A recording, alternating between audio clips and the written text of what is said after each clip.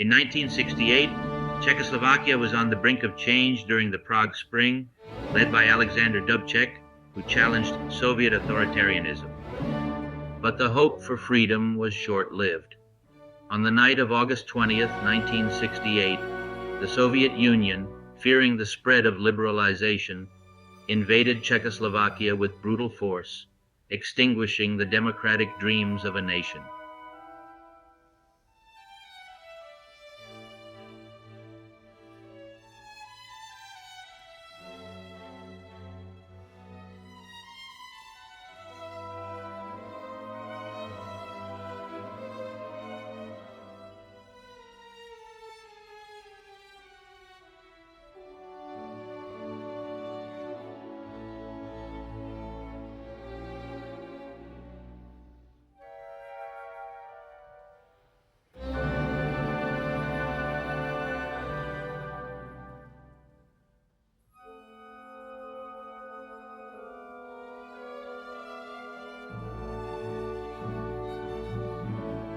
The Czechoslovak people were plunged into despair as their aspirations were crushed under the weight of occupation. However, amid this darkness, one man's act of protest would reignite the fire of resistance, literally. Jan Palach was a 20-year-old student of philosophy at Charles University in Prague. He witnessed his country's descent into apathy and despair as Soviet forces continued to occupy Czechoslovakia. But Palach could not accept the growing sense of resignation. On January 16, 1969, Jan Palach walked into Wenceslas Square, the heart of Prague, and set himself on fire. His body became a living torch, symbolizing the burning desire for freedom and the fight against oppression. He carried a message calling for an end to censorship and demanding that the people resist the occupation, not surrender to it.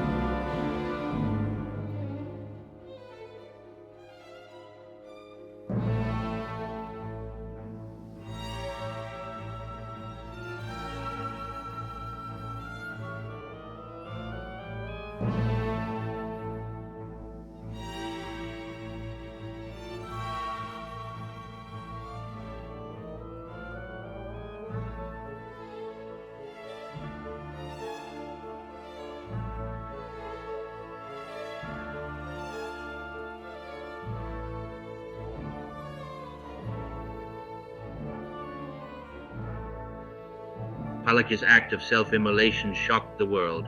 He died 3 days later on January 19, 1969, but his sacrifice resonated far beyond his own life. Thousands of people gathered to mourn him, and his funeral became a powerful protest against the Soviet regime. Palach's death sparked protests across Czechoslovakia and beyond its borders. His message was clear. The people of Czechoslovakia could not allow themselves to become complacent under Soviet rule.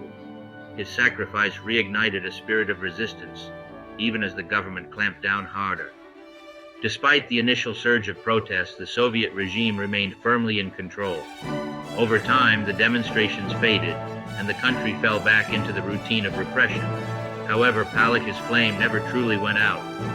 In 1977, the Charter 77 movement was formed by intellectuals, dissidents, and activists in response to the government's human rights violations. The movement, led by playwright Václav Havel, accused the Czechoslovak government of failing to respect basic human rights outlined in the Helsinki Accords. Despite being a peaceful, intellectual resistance movement, Charter 77 drew strength from the memory of past fighters against oppression like Jan Palach. Like Palach, the members of Charter 77 were harassed, persecuted, and imprisoned, but they remained steadfast. They became the moral conscience of Czechoslovakia, keeping alive the hope for freedom.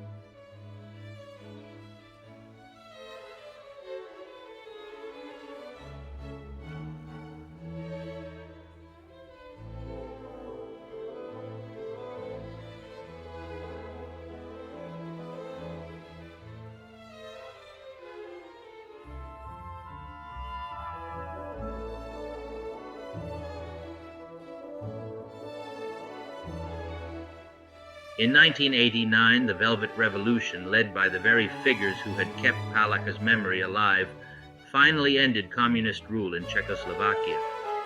Václav Havel, now a symbol of the nation's peaceful resistance, became the first president of a free Czechoslovakia. In this victory, Palach's message had finally come full circle. The people had reclaimed their freedom, and his memory remained a testament to the cost of that freedom.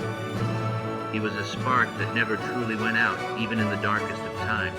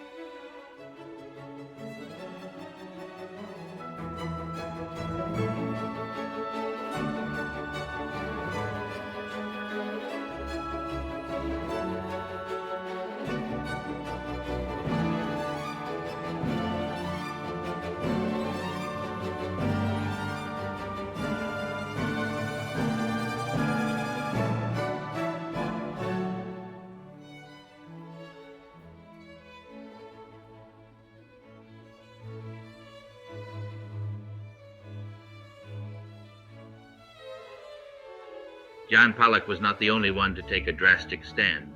Other young men, such as Jan Zajic and Evzen Plocek, followed his example by setting themselves on fire in protest. These individuals, known as the Torchbearers, hoped their sacrifice would stir people to action and resist Soviet rule. Their actions are reminders of the personal cost of living under totalitarianism. As we look back at Palach's story, we should remember that his protest was not in vain. It sparked a flame that, while dimmed for a time, ultimately helped light the path to freedom. The Torchbearers.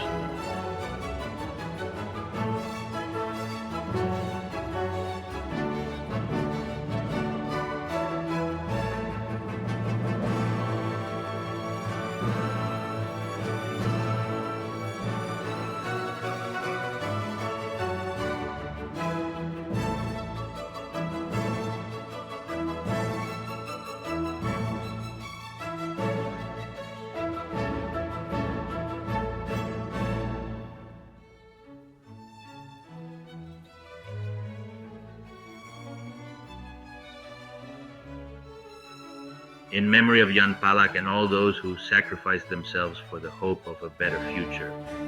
If you enjoyed this video, please don't forget to like and subscribe to this channel for more historical content. Thank you.